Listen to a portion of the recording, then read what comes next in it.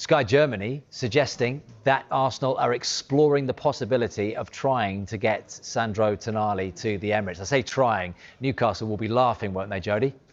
Yeah, I don't see that at all. Even from Arsenal's point of view. I mean, for starters, he's been great for Newcastle since he's come back from his ban. Pivotal for whatever they're doing up there in the north. But for Arsenal, where does he get in? Like, he's not going to play ahead of Deck or Zubimendi. Is he the type of midfielder that they're looking for? For me, I think Arsenal need to add goals in their outfield players. Not getting enough from people like Odegaard at the moment. Eze's on the bench. I don't see it. Is he a good player? Yes. Top player for Newcastle. Does he get in Arsenal team? I'm not sure. When you look, though, how Newcastle's season has perhaps not gone to plan in terms of there's a long way to go, but, 33 points. They're already, 7 off a 4th spot, 6 off a Champions League place, potentially in 5th. Do you think there'd be any push from the player to know that he's going to go there and could walk into a Premier League title? That's the only thing you say about the player. As soon as that comes up, straight away you're thinking, go to Arsenal. They look like they're going to win the Premier League. But like Jody said, I can't imagine. Where does he fit in? Where does he actually fit into that space? Newcastle, it's a different kettle of fish. They're trying to get into top 4, try and carry on that Champions League run. But I just can't see this move happening. Well, he plays very much in that 3, doesn't he, for Newcastle? Yeah. It's been such a successful 3, and we know where Rice plays. But could you see him featuring with Rice, or would this just be, a body? I mean, and also from an Arsenal point of view, it's been so long, Jody, hasn't it? You go back to that invincible season, the last time they won that Premier League trophy. They're trying to make this a sure thing now.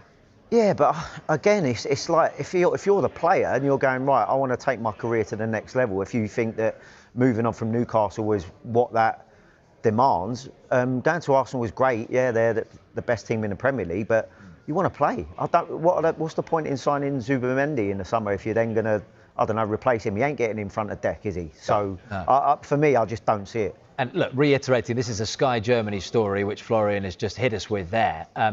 Newcastle paid £55 million to AC Milan for his services in July 23.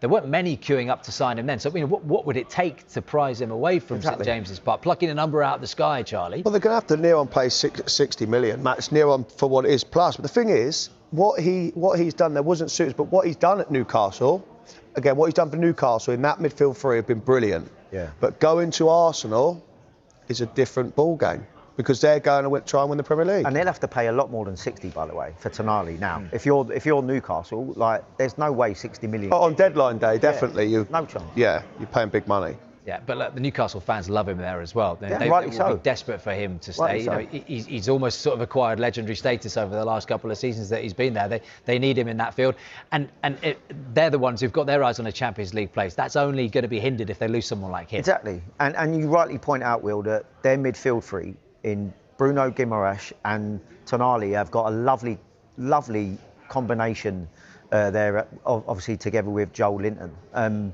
For me, if you're a Newcastle fan, there's absolutely no way that you'd be wanting to entertain this. The only thing that you will say is that you think back to players like Elliot Anderson, which Newcastle had to let go because it was more to do with the money side of things, whether that plays a part. But again, I'll be surprised from the players' angle. It's a big one, isn't it, that Florian Plettenberg has dropped, and we will be exploring that. Don't go anywhere. More from Charlie Austin and Jody Morris after